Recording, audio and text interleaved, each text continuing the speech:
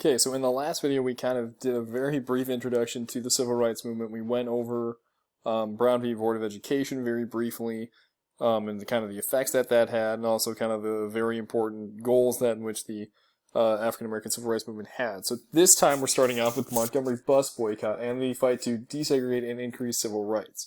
So a few things that we're going to try and cover here is the evaluating the success of Brown v. Board and the Montgomery bus boycott and ending segregation in their separate cases.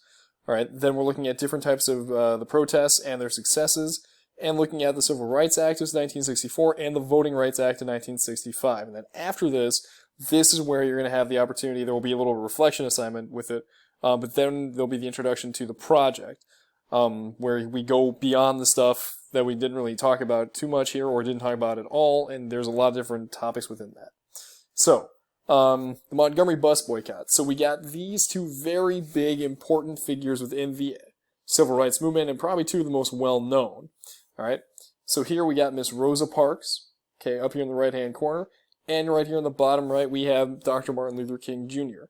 All right, both of whom essentially became well-known because of this incident within Montgomery, Alabama. Okay. So Dr. King, okay, he is just graduated from college, just became a recent pastor, a recent reverend, within the Montgomery Baptist Church area. Okay, and one of the more respected African American citizens is Miss Rosa Parks. Okay, she is a member of the NAACP. She helps, volunteer. She has never been arrested or broken the law in any sense of the word in her entire life. All right. So these are the important things to kind of go here. So we all know that Rosa Parks at one point during 1954, 1955, I forget the exact year, she refuses to give up her seat at the front of a bus in Montgomery, Alabama. Okay, only whites were allowed to sit in the front, all right, and African Americans had to sit in the designated spots in the back. And if a white person, even in the front, if there weren't enough seats or they just wanted to sit in the back, they could tell an African American person who had paid for their ticket, "Get up, that's my seat." So obviously we can see the issue of separate but equal doesn't exactly exist here, especially when the needs of one person supersedes or takes precedent or more importance over another. All right, so we know that she refuses to give up the seat, but do we know why? All right, so that's usually a question that I ask in class, and essentially, it's not because one day she was just really tired from work or she was tired of, being mistreated and this one guy just got on her nerves at the end of it. This was planned out. This was something that they had been discussing in Montgomery for a long time. In fact, several months before, a 15-year-old girl named Claudette Colvin, I think it's Colvin, was arrested for the same thing, okay, for refusing to give up her seat, and then she was arrested. And there were talks about making it the protest at that point. But, however, they decided not to because not only was Claudette, a teenager, she was also pregnant at the time, which is not someone you want to make a civil rights case around, especially, you go back 70-odd years to when teenage pregnancy, still can be controversial today, but back then was, essentially that was going to kill any movement that you tried to start. So instead, they chose Rosa Parks because of the fact that she was a respectable member of Montgomery. She had never broken the law. She was well known within the community as kind of a fine, upstanding citizen. So they were able to make a bigger case around her. So the African American chooses Dr. King to kind of lead the boycott, and they choose nonviolent protesting. Okay? What's the pros of it? And then what is a boycott? And then how do they use it against the buses?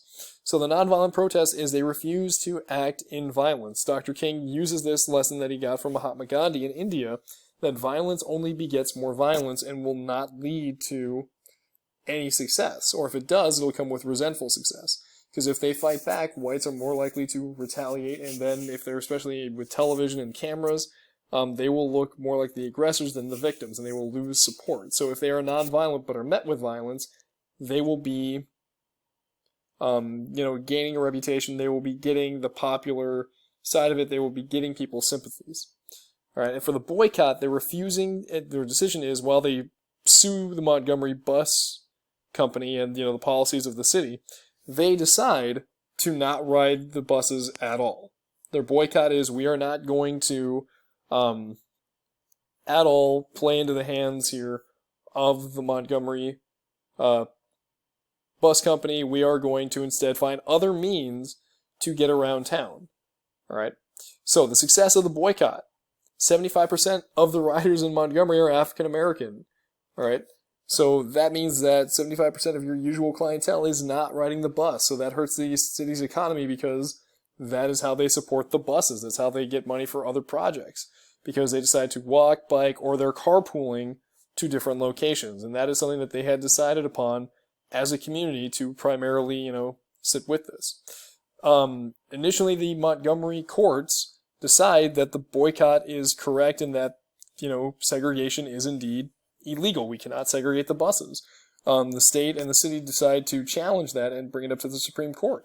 The Supreme Court upholds it, saying no, the city needs to desegregate the buses, which again occurs 318 days after the start of the boycotts, which is about 319 days after Rosa Parks was arrested. So they are successful in this because it hurts the money in which that Montgomery is making, but again, also that nonviolent protest, and they're using the courts system to do it. All right, now to again talk about the background of the businesses and everything. You still need that money from those other organizations and from those businesses to support it. Now, the buses become desegregated. That doesn't mean the bus stops or the bus depots become desegregated. They do not. So this is again that whole thing of, you take down segregation piece by piece. It does not happen overnight. All right. So this from Brown v. Board and the Montgomery bus boycott showing that African Americans can win and inspire other actions. So at the very age of 26, very young, Dr. King becomes the face of the civil rights movement. Not that he's the only leader. Okay, so again, here's the examples, walking down in groups, carpooling, where you're going, okay, supporting each other. So, looking at the actual protest movements, okay. So here we're using the example of the sit-in. So this is something we mentioned in the last video, so we're going to come back to it. So a sit-in is essentially you go in and you decide that you are going to sit at a counter or any location, and you're not going to leave until you are served or arrested. All right? And so in many cases, you can see here in the bottom right video, so down here in the bottom left is the gentleman from, I think, is it North Carolina A&T? Who decide to, protest at a Woolworths dining counter until they are served, and, they have to wait a while, then, the store closes. And they, mind you, again, counters for African Americans, and there was counter for whites to eat at. They wanted to integrate and get rid of that. All right, and that inspires other ones, and so you can kind of see African Americans, but also whites going alongside of them too. And you can kind of see the things that are done to them in terms of, cigarettes being put out on them, food being thrown on them, condiments, essentially being shoved, beaten up, arrested, until then. So, throughout the nation, these protests within the sit-ins, again, being nonviolent and having to practice it, it's not like you just do this overnight and it just, changes. You don't, you have to practice, not fighting back when somebody wrongs you. There was actually a great reading on Dr. King that if we had time, we would look at that whole part. But anyway, it becomes a nationwide protest against this Woolworths department store that, had lunch counters where they serve food. So essentially the protests, again, win. And Woolworths decides that it's not worth the loss of money and the bad publicity that they decide to quietly integrate. All right. And so two great videos, if you get a chance to look at the PowerPoint, on training from two different movies. One is called Freedom Song. It's from the mid-90s, I want to say. And then the other one is from The Butler, which was, I think, about 10 years old now. Within, again, the practice and also the actuality. So it's well worth watching. They can be hard to watch because of the words and the stuff that you see in there. But again, it is well worth your time. Then we come to the Freedom Riders. Okay, Freedom Riders again, so going beyond just the integration of the buses, but also the bus depots where they go. So African American and white students from the North decide that they're going to attempt this. So desegregate transportation and stations in the South. Okay, so their goal is to do that to ensure that desegregation. So they're met with huge violence and threats. Obviously, you can see this bus on fire here. People were out to get them and trying to destroy them. So President John F. Kennedy has this image of supporting civil rights, but however, in this case, he does sort of betray the civil rights movement because he campaigned on support of civil rights in 1960, but he hesitated because a lot of the support of the Democratic Party back in the 60s, even with the stronger African-American vote, relied on Southern whites in the South. All right, and this is kind of around that same time period where we see the South flip from the Democratic Party to the Republican Party like we see today. So the rioters are arrested in Mississippi with no violence done to them because JFK and his brother Bobby Kennedy, who is the Attorney General, agree that, hey, just quietly arrest them for breaking the law. Don't make a scene of it. Just make sure that they do not get hurt, that they aren't destroyed. However, the rioters, seeing that this betrayal, continue to say, no, we're not going to listen to Kennedy if he's going to betray us. So this leads to more efforts and more successful efforts for desegregation of the transportation in the South by 1962 and 63, as they continue to essentially force their way into it. All right, again, facing the violence ahead. So, this comes in with the last part. So the Birmingham protests in 1963. Birmingham, Alabama is one of, again, the biggest hotspots of segregation. So essentially, trying to get more civil rights laws at Martin Luther King. So this is now, we're 6-7 years past Montgomery. Expects and gets violence, and this is seen on national TV. So dogs attacking people, using fire hoses on people, including kids, gets that national, international media coverage. So again, we're still in the midst of the Cold War. So this leads to Martin Luther King writing his Letter from a Birmingham Jail, which is a fantastic read if you ever get to do it. And also leads to the coverage of the March on Washington with his famous I Have a Dream speech, calling for that more racial equality and putting more pressure on the government to, in fact, desegregate, and bring in the equality, because this is the alternative. This is what we're seeing when we just try and get equal rights, voting, better jobs, stuff like that.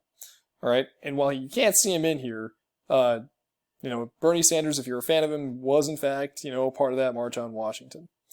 Okay. But look, they're not just demanding civil rights. We're talking about equal rights, freedom, talking about, voting, all that comes within. So, the fact of actual increasing the rights. So this is where we come to the last part following the Birmingham protests and the voting. Or with I Have a Dream speech.